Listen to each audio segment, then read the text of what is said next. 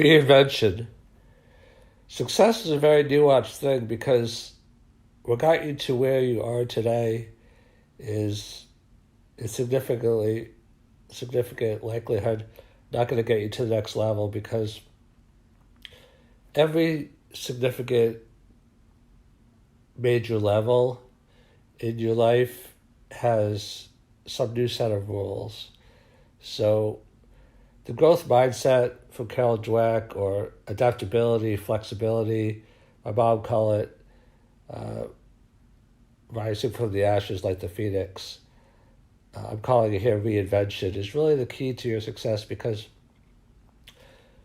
we all try to map out, we all have like a mental maps of what we need to do in order to get what we want and to feel how we feel. But at certain points they fail us. That's why paradigm shifts come into play. Like we think of, they had a paradigm shift that the world is flat, and that they kind of like, mind melded to that. And then, they had to drop that and realize that the world is round, the earth is round. And we had, an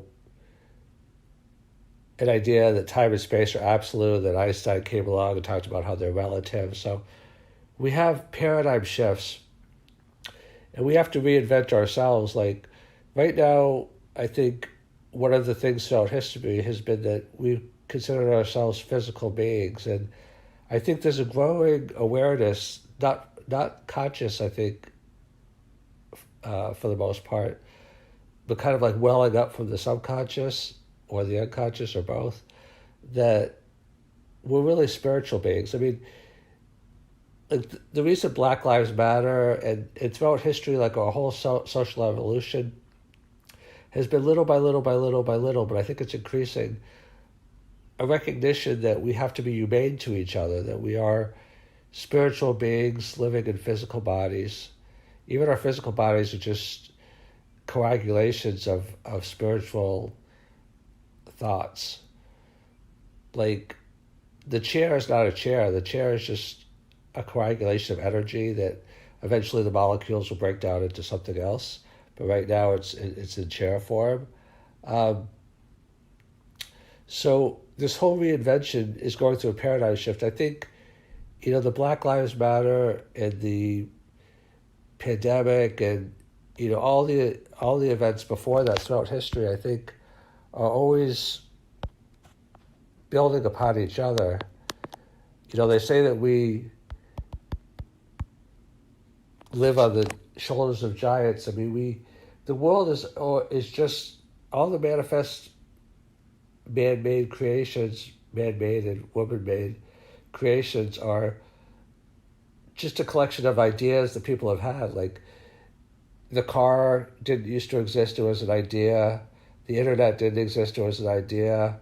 So we're building upon the ideas of the past as we go forward into the future, but we always have to be open to paradigm shifts of what's going to happen. I mean, Elon Musk had an idea of bringing us to Mars, and once we do get to Mars, if that happens, which seems likely, then we'll be going on to the next level. Like, do we want to go to,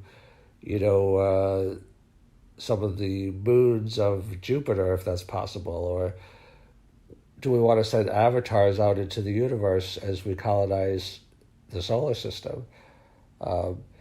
So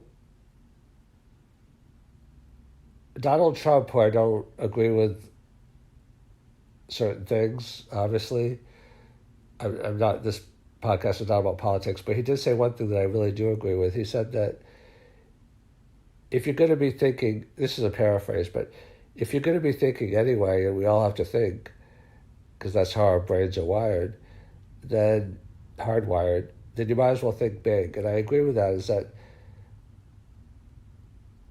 they say that if you have 100% success in reaching your goals, that your goals are too small, because you need some stretch goals that help you to reinvent yourself as a person. And if you have zero, sorry about laughing, but if you have 0% success, then your goals are too big, because it's just a pipe dream if you can't accomplish anything that you set out to do. So there has to be some margin of safety and some margin of error where you're accomplishing a lot of what you want to accomplish, but you're also stretching yourself to get to the next level, and you recognize the paradigm shift. So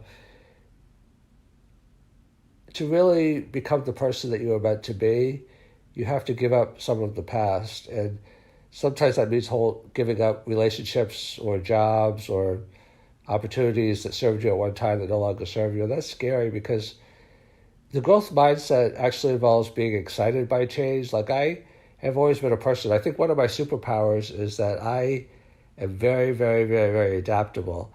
And change used to scare me, but now it excites me because I know that something better is coming, and because I'm always leveling up to the next level. I mean, I'm not looking for change. I'm happy with where I am, because if you're not happy with where you are, if you're not mindful, if you're not appreciative, then you can't really, because success is always in the present moment. But I'm always 100%, if I can, be satisfied with where I'm at, but anticipating the next level as well. Is kind of like two sides of the same coin.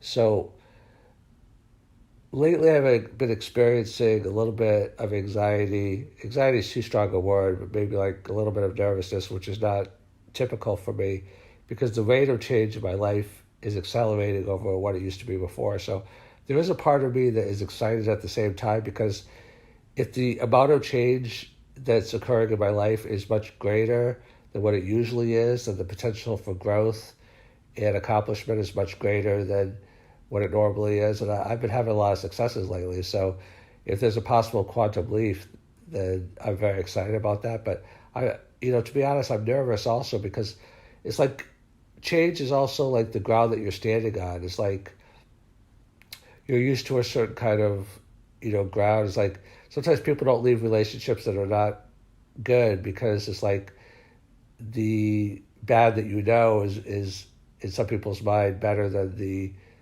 possibility of what you don't know. There's a famous saying, I'm forgetting the exact words to that effect, but basically I'm excited and nervous at the same time, because things are a little bit unstable in my life. Unstable is too strong a word, because I have a lot of stability in some areas, but and a lot of prosperity. But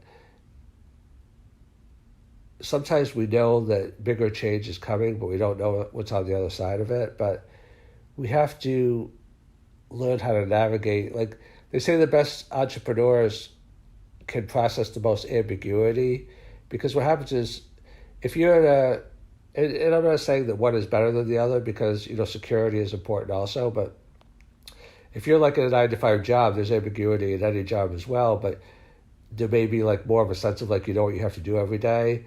When you're an entrepreneur, it's kind of like you have to, like they say metaphorically, build the airplane while you're up in the air, which is not that easy to do. So the more ambiguity that you can handle in life, and the more redefining yourself that you could do in life, if you could do that and manage that successfully, then you're in really good shape. Because the higher levels that one reaches in life, you'll see that these people always have good instincts, and they don't just rely on cut and paste formulas, but they actually live in the moment and react to the moment. Like if you watch the shows, like I like to watch Billions, and I don't have that much time to watch, but I like to like actually study both real and fictional very high achievers and see how they do it. And in any kind of situation like that, you'll see that a lot of it is instinct. It's instinct based upon experience, but it's also instinct based upon reinvention.